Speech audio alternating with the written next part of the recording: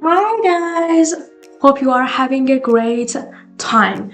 Today we are going to practice another grammar part in English, an important one, challenging one, and most useful one.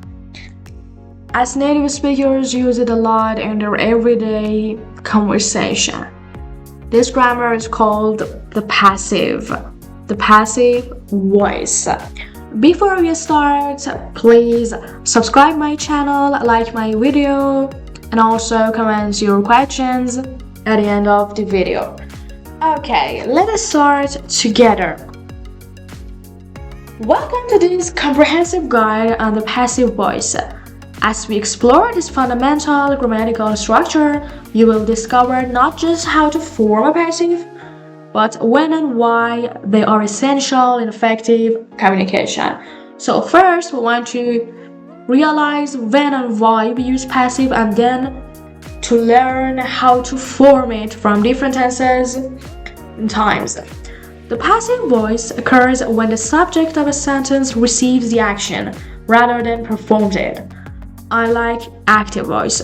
So in English, you have two kinds of voice, the active one and the passive one. Look at here. This example, for example, the dog chased the ball is the active voice.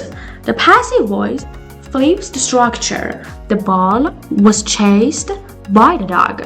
This grammatical tool always employs some form of the verb to be, followed by a past participle, often with an optional by plus agent at the end.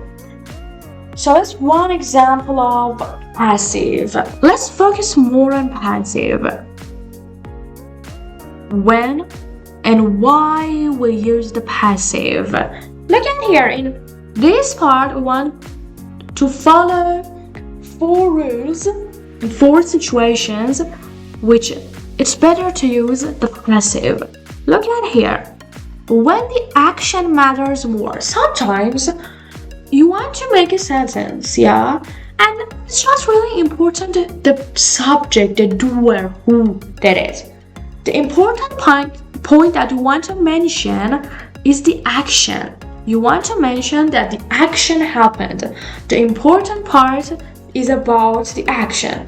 So in this situation, you can use passive.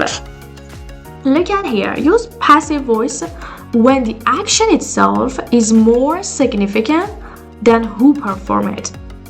For example, the Mona Lisa was painted in the 16th century. Here, the creation of the masterpiece outweighs the identity of the painter. So yes, it was a good example. Look at here. In this part, in this sentence, the Mona Lisa was painted in the 16th century. And here the important or the significant part was the creation or painting of Mona Lisa. It doesn't matter who did it. So we use passive in this situation. Look at the next situation. When the actor is unknown. Sometimes you don't know who did the action. Who was the person? So in this situation, you use passive.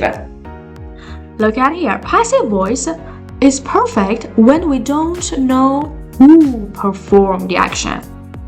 Consider, my car was stolen last night. Look at this example. My car was stolen. Of course, we don't know who stole the car. We don't know the person. Was it a girl, a boy, a man? So in this case, we use passive. Since the thief's identity remains unknown, passive voice naturally fits the situation. That's great. The next part, for formality and politeness. Another time which you can use passive is when it comes to formal writings and to politeness. Look at here. In formal writing and polite communication, passive voice creates appropriate distance. Instead of you made a mistake, the more diplomatic mistakes were made. Avoids direct accusation while acknowledging the error. So in formal situation and also in polite communication, it's better to use passive, and passive is more common in diplomatic situation because sometimes they are not following or they are not actually chasing to find the person who made the mistake. They just want to mention that the mistake happened. So it's better or it's polite to use passive voice. The last one, to avoid blame. It's important. Sometimes you want to avoid to blame someone about what they did. We use passive because in the passive we don't put a lot of emphasis on the doer. Yes, it's more about the action. So when tactfully sidestepping responsibility assignment, passive voice helps. Rather than stating John broke the window, saying the window was broken focuses on the result without pointing fingers. So instead of telling the name of a person or using active voice, you just can use passive. In this case, you put emphasis on the result, no matter who did that. Was that John or anyone else? It's great. So these 4 situations are the most common ones which we use the active voice instead of the passive voice instead of the active one.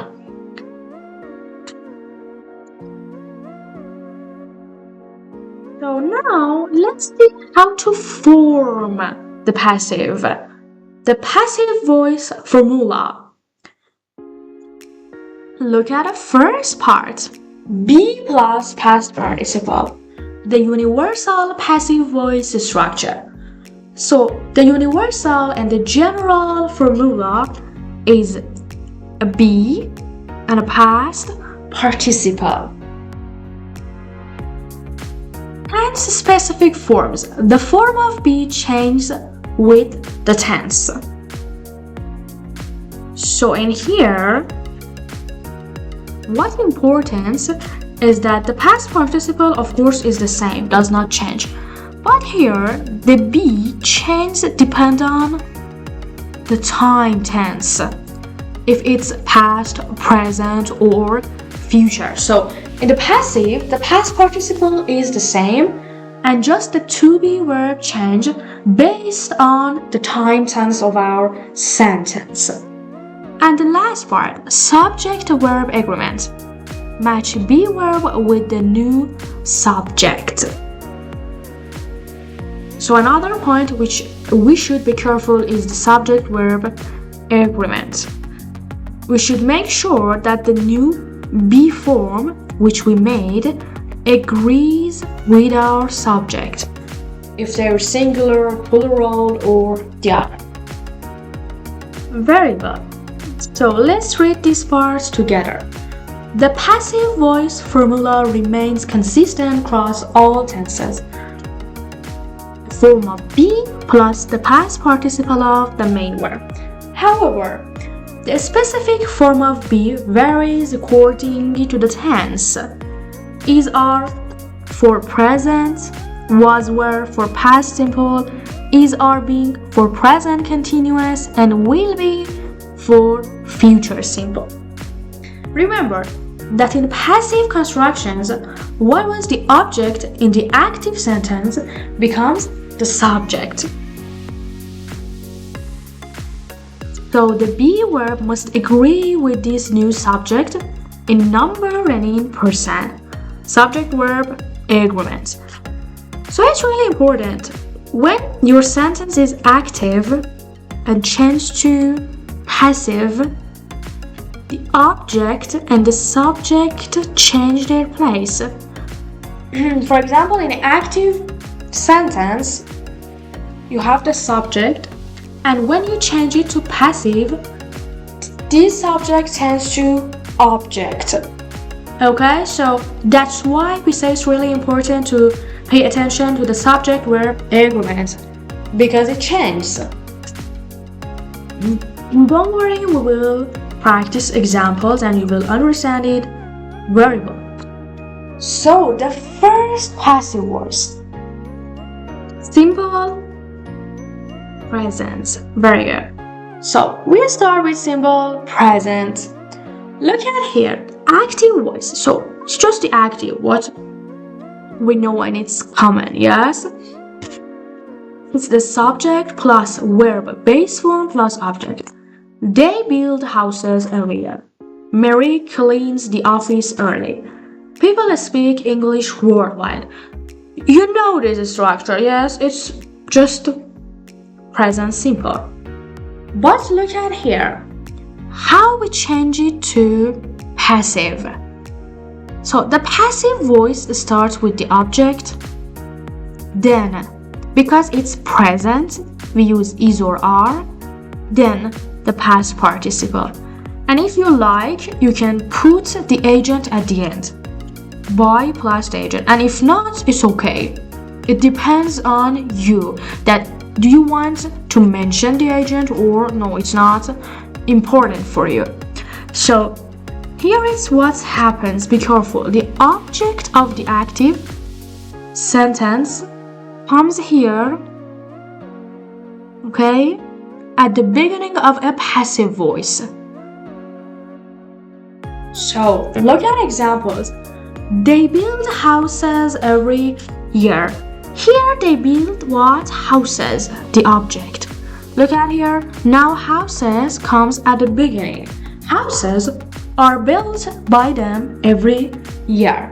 So the time expression every year is the same, okay? Just in the passive voice, we start with the object, houses, and then we have built the past participle and are. Why are? Because houses is plural, yeah? So we don't say houses is built. Houses are built every year. This is how we use to be verb in passive form. Look at the next example. Mary cleans the office daily. So cleans is our verb and the office is the object. So the passive voice starts with the object. The office is cleaned by Mary daily.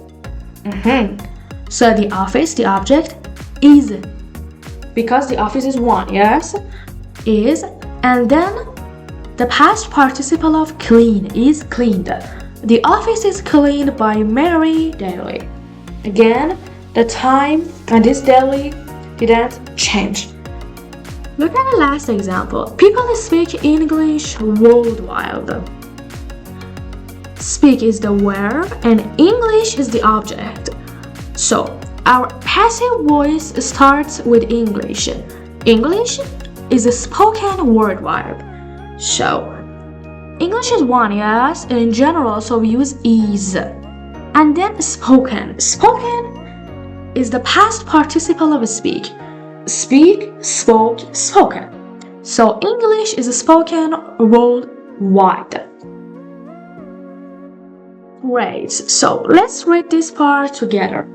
In present simple passive, we use is with singular subjects and are with plural subjects. Note how the agent or the doer of the action becomes optional in the passive construction and is often omitted when obvious or unimportant.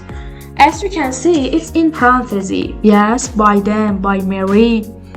It means that they are optional. You can omit it, and most of the time we omit them because in the passive, most of the time it doesn't matter who did the action. The important thing is the action that was happening. Great. Now, the next past simple passive voice. Now we are going to talk about how we form passive in past tense, past simple tense. Look at the active voice. Subject plus verb plus object. And the verb is past form. Look at examples. She wrote a letter yesterday. Wrote. They built the bridge in 2010. Built. Yeah? So wrote, built, these are simple past. So this is the active voice. Yes? Let's see how we transform it. Object becomes subject. Add was or were plus past participle. Original subject becomes optional agent. You can use by plus agent or you can remove it. It's your choice. So look at here how active changed to passive. So it starts with the object plus was and were plus past participle and the optional by plus agent. So she wrote a letter yesterday. A letter. So a letter here is our object, yes? So we put it at the first. A letter was written by her yesterday. So yesterday is the time expression. And because a letter is one and singular, we use was, not were. A letter was written. And the by her is optional. You can omit it if you like. Look at the next example. They built the bridge in 2010. The bridge was built by them in 2010. Okay, so the bridge, the object comes at the beginning. The bridge is singular, so we use was. And then the past participle, built in 2010. Look at this part. For past simple passive, we use was with singular subjects and were with plural subjects.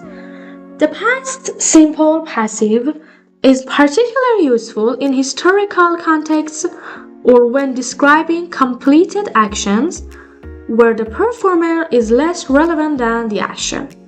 So most of the times we use it when it's an historical context and describes the completed action in the past.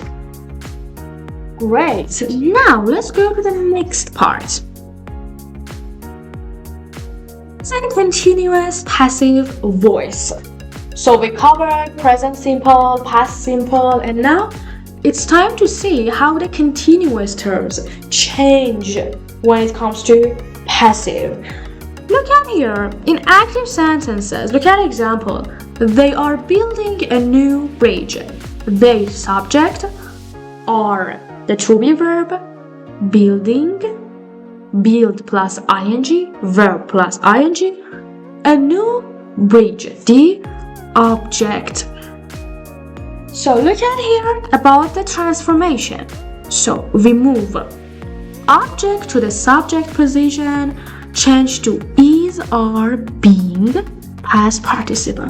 So when we see being somewhere, it shows that it's continuous.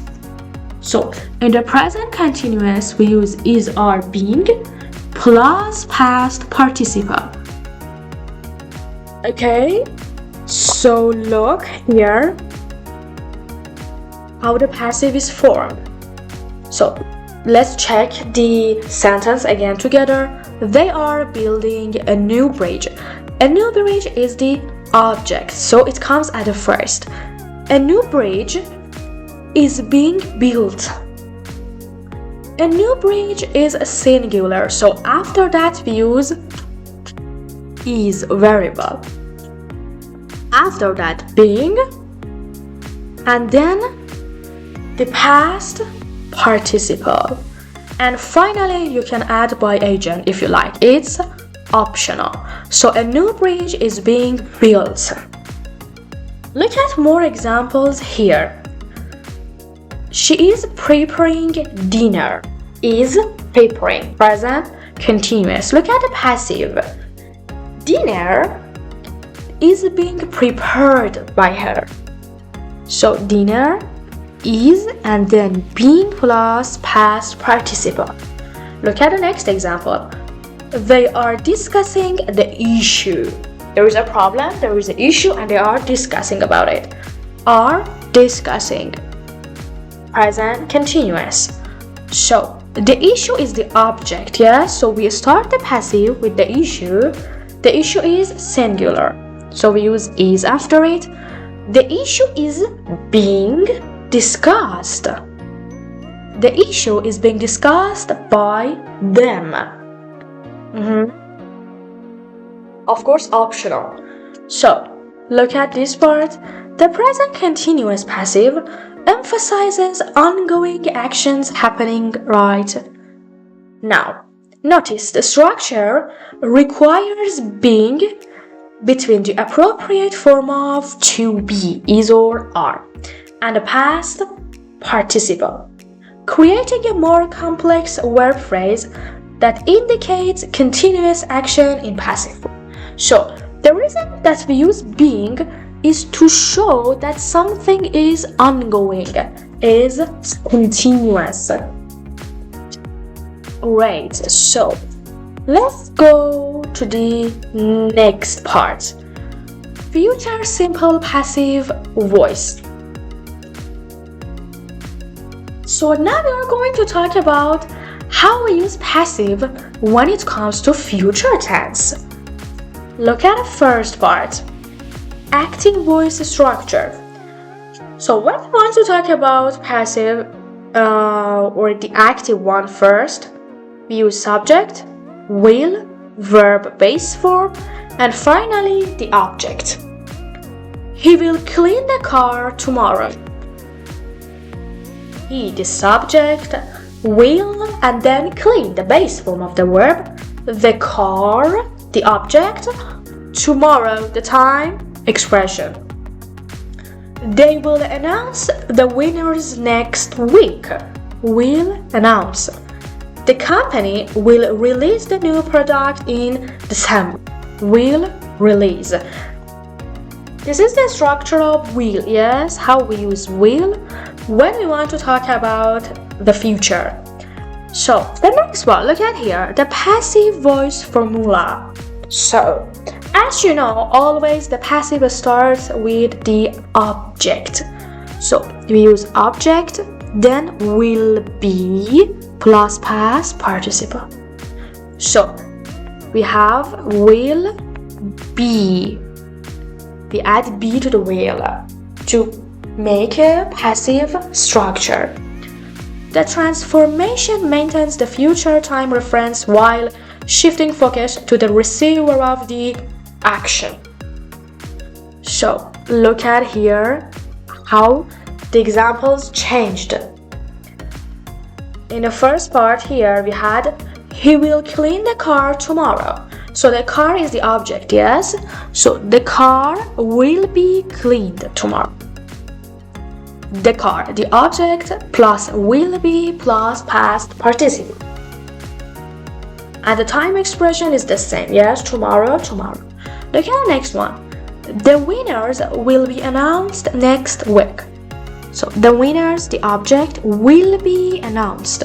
Will be plus past participle. And the last example, the new product, the object, will be released, the past participle, by the company in December. So look at here. Future simple passive is particularly useful when discussing scheduled events, planned actions, or making prediction, where the emphasis is on what will happen rather than who will perform it. So it's important what the action is, what will happen. The structure remains consistent with other passive forms, using the appropriate future form of be followed by the past participle. Great. And the last part, there is a test consists of 4 questions. I want you to pause the video here and answer these tests. You're gonna have the answer key at a file. So please do this part. Then, if you have any question, you can ask me on comments. Thank you for watching my video. I hope you find it useful. If you enjoyed my video, please subscribe my channel, like my video. Thank you.